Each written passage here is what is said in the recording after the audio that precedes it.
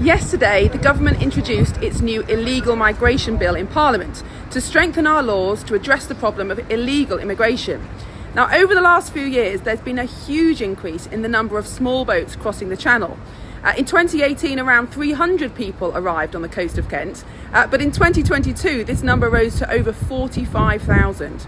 Not only is this hugely dangerous for people crossing the Channel, it's also costing the British taxpayer around £3 billion a year, including £6 million each and every day in hotel accommodation.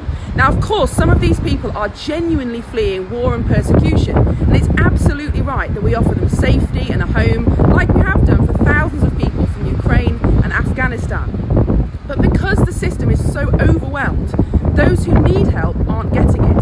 And 3/4 of those arriving on the small boats are young adult men who have the means to pay thousands of pounds to travel across Europe.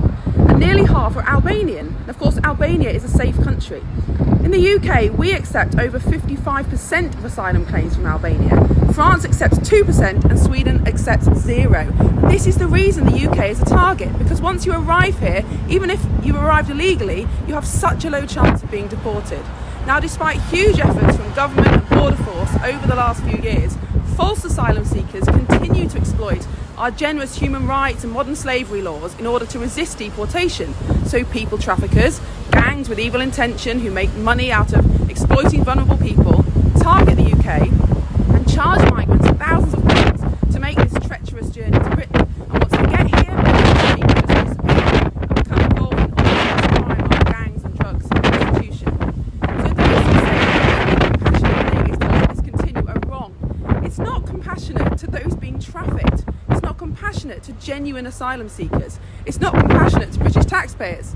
And a strong nation depends on strong borders, but our laws need to change to allow us to defend those borders. So this bill will mean that anyone who arrives here illegally, with a few important exceptions, will never be allowed to claim British citizenship.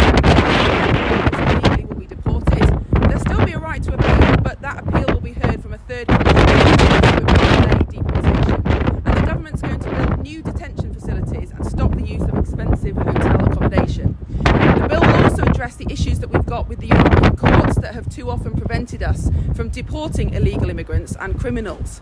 So this bill is not about punishing people who are genuinely seeking asylum, and the UK continues to invest in safe and legal routes to come here. It's about deterring the international criminal gangs that are exploiting some of the world's most vulnerable people.